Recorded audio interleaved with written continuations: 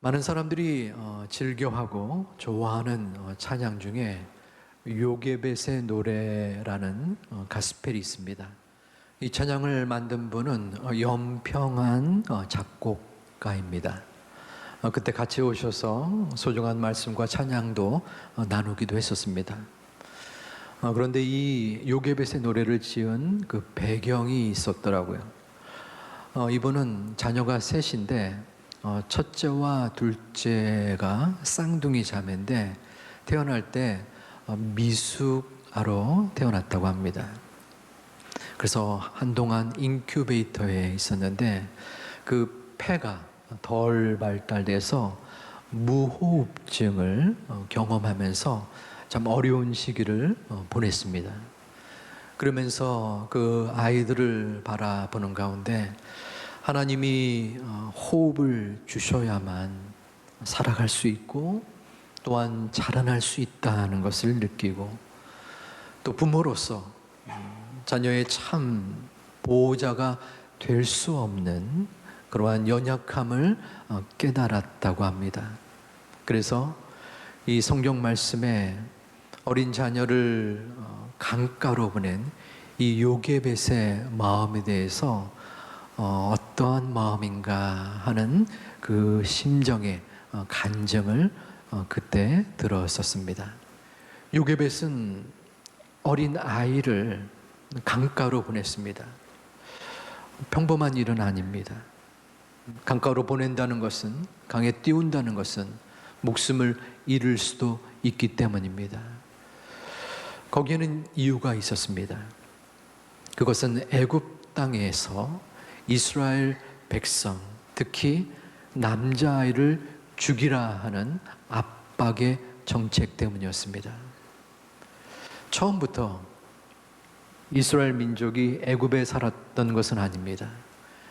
이전에 요셉이 애굽의 국무총리가 되었을 때 온 팔레스타인 지역이 흉년이 들었습니다. 하지만 애굽 땅만 하나님의 은혜로 요셉을 통하여 풍성한 곡식을 갖게 되었고, 요셉의 아버지 야곱과 우리 온 가족들이 이 애굽으로 건너온 인원이 70명이었습니다. 그런데 430년이 지나면서 그 숫자가 10,000배가 넘어갔습니다. 그래서 70만 명 이상이 된 것이에요.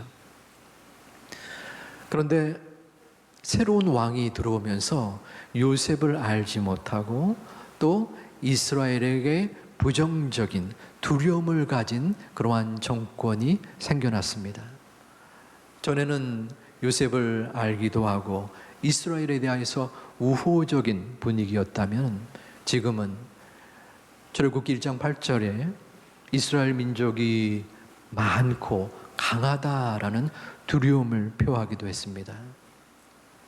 그들이 걱정되는 것은 전쟁이 일어났을 때에 적군과 이스라엘이 합쳐져서 자신들을 괴롭히는 것이었습니다.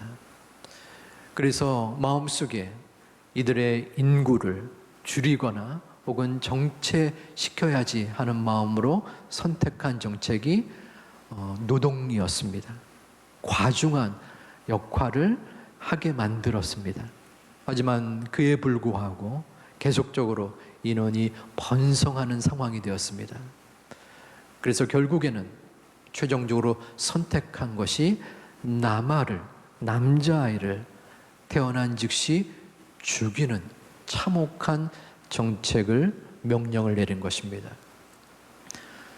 처음에는 산파에게 이스라엘 남자아이가 태어나면 은밀히 죽이라라고 행하였습니다.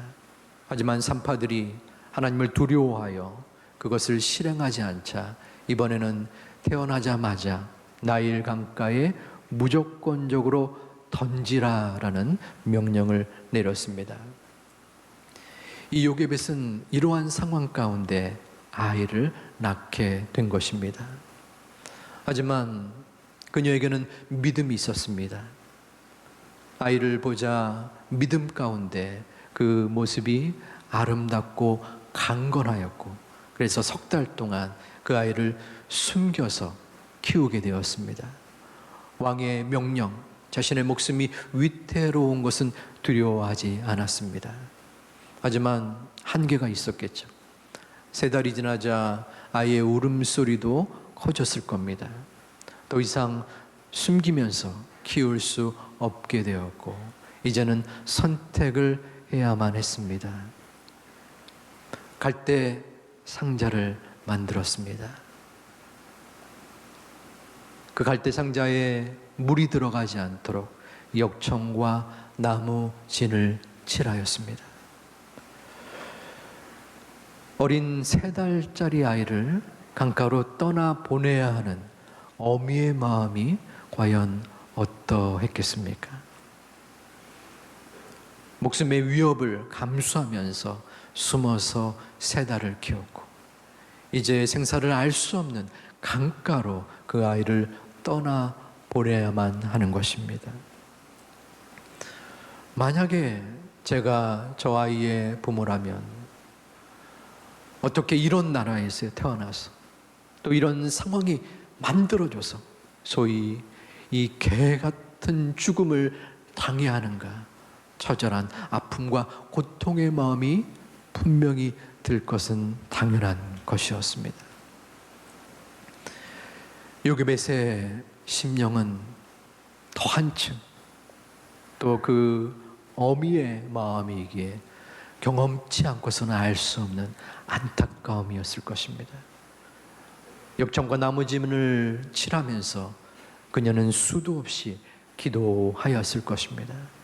하나님, 제가 부모이지만 더 이상 이 아이를 안을 수도 없고 보호할 수도 없습니다. 이 아이를 보살펴 주시옵소서.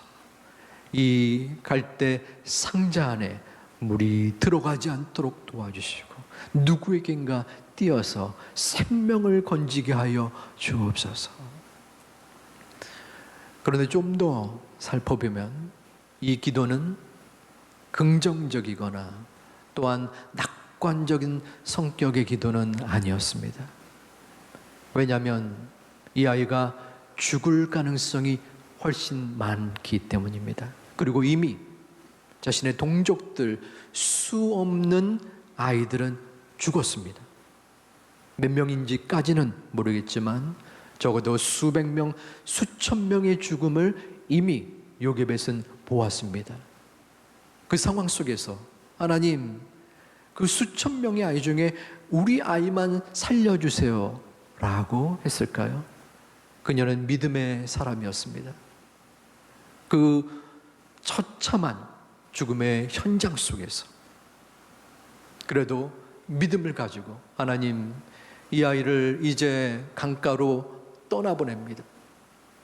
죽이든지 살리든지 아버지 하나님 만져주시고 이끌어 주시옵소서. 마치 피를 토하는 마음으로 간절하게 절실하게 기도드렸을 것입니다. 믿음은 무엇입니까? 믿음은 갈대 상자에 흔들리는 갈대 상자를 인도하시는 하나님의 섭리와 은혜를 바라보는 것입니다. 그 갈대 상자 가운데에 나의 마음과 생각이 달라질지라도 내 의지와 내 경험과 내 모든 상황이 있을지라도 하나님이 이끄시는 것을 믿는 것입니다. 설령 그 갈대 상자에 물이 들어가서 도저히 내가 바라볼 수 없는 처참한 아픔의 기도 제목이, 아픔의 현장이 내 눈앞에 보일지라도 그것이 주님의 뜻이라면 그것을 받아들이는 것이 믿음입니다. 진실된 친구를 발견하는 때는 소위 잘 나가는 때가 아닙니다. 내 삶이 피곤하고 어렵고 힘겨울 때 내 곁에 있는 친구가 참된 친구로 드러날 수 있습니다. 믿음의 시험, 믿음의 연단, 믿음의 징표는 언제 나타나겠습니까? 그것은 평안할 때가 아니라 바로 어려울 때입니다. 우리는 고난 속에서 하나님 앞에 토로하고 또한 내 마음의 상처를 아뢰입니다. 하나님, 왜 제가 이렇게 고난을 당해야 합니까? 하필이면 왜 저입니까?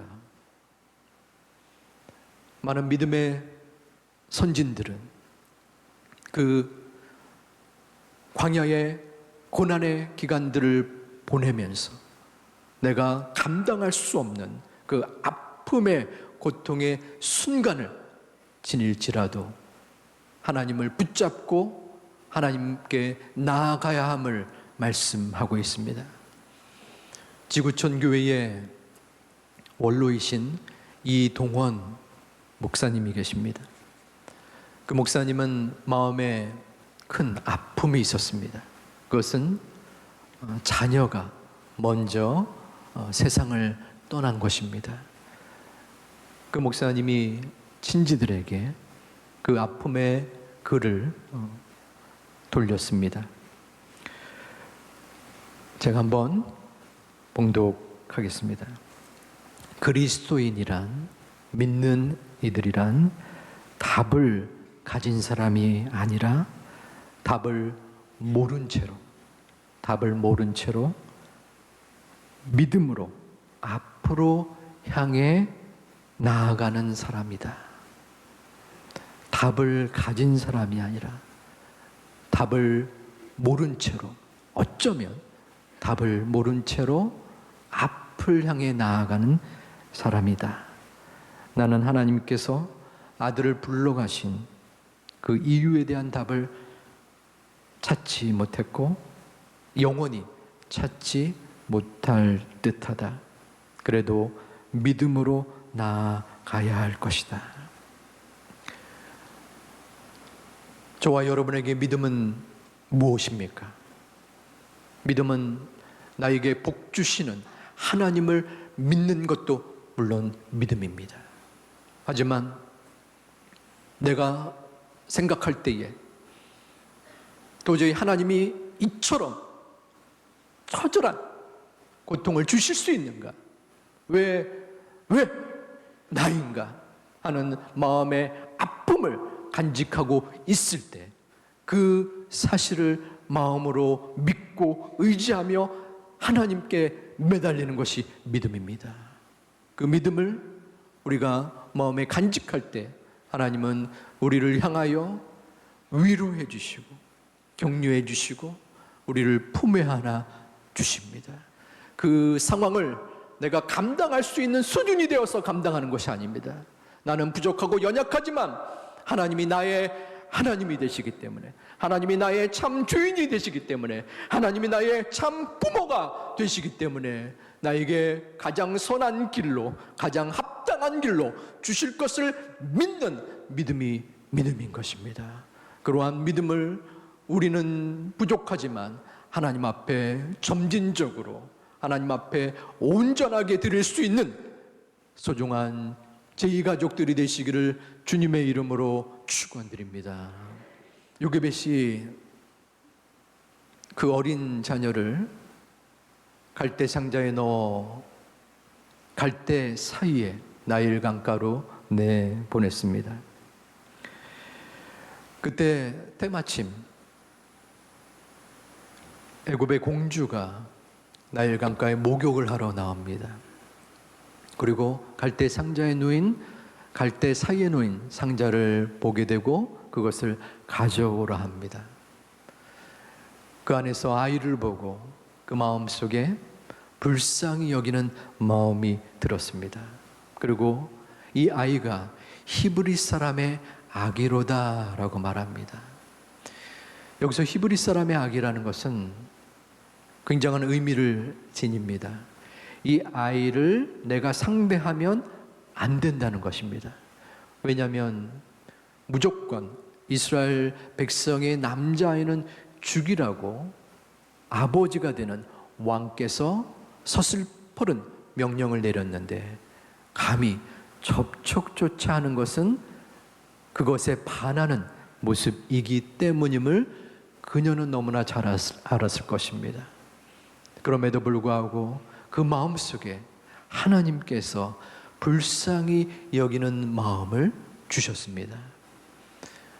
그때 옆에서 이 모세의 누이가 갑자기 나타납니다. 갑자기는 아니었고 멀리서 그것을 눈여겨본 것이죠. 이 어린 자녀에게는 15살 정도 되는 누이 미리암이 있었습니다. 그리고 3살 정도 되는 남자형 아론도 있었습니다.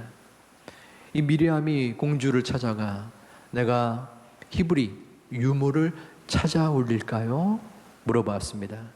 그래서 이 공주는 그것을 허락했고 바로 미리암은 즉시로 가서 자신의 엄마, 바로 아이의 친엄마를 이 공주에게 대령시킵니다. 공주는 젖을 먹이라 했고 또한 세월이 지나 이 아들을 자신의 호적에 입적시키는 그러한 은혜를 간직하게 되었습니다. 모세의 상황은 영화로 따지면 아주 극적인 반전이었습니다. 처음 도저히 생사를 알 수 없는 그러한 상황 속에서 이 강가로 내던져진 갈대 상자에 놓여진 안타까운 현실의 모세였습니다. 그러한 모세와 우리의 모습과 사실은 별반 다를 것이 없어 보입니다.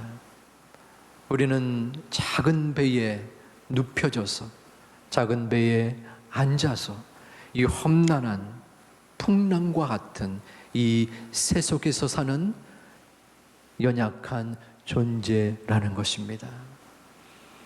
조그만 갈대 상자에 여러분 들어가서 여러분들은 지금 어떠한 마음을 갖고 있습니까? 무엇을 의지합니까? 누구를 의지합니까? 요게벳은 하나님의 특별한 은혜를 받았습니다. 공주는 그 아이를 아들로 삼고 이름을 모세라 칭하였습니다. 모세는 이집트 말로 모우세우스인데 모는 물이란 뜻이고 우세우스는 건짐을 받았다라는 뜻입니다. 즉 건짐을 받은 사람이라는 의미입니다. 죽을 뻔했었던 그러한 어린 모세가 다시 살아나서 이스라엘 백성 전체를 애굽에서 가나안으로 건져낸 자로 바뀌게 된 것입니다. 그것은 가장 우선적으로 하나님의 은혜였지만 그 이면에는 바로 요게벳이라는 사람이 있었습니다. 여인이 있었습니다. 그녀의 기도와 믿음이 있었습니다. 우리는 바로 이 요게벳의 믿음의 기도를 드릴 필요가 있습니다. 이 험난한 세태 속에서 아무런 의욕과 능력이 없는, 어쩌면 갈대 나무 상자에 갇혀서 아무런 힘도 발휘할 수 없는 그 갈대 상자는 동력이 없습니다. 방향을 옮기고는 키도 없었고 또한 그 상자를 옮기우는 노도 없었습니다. 그때 누구를 바라볼 수 있습니까? 우리는 기도할 수밖에 없는 것입니다.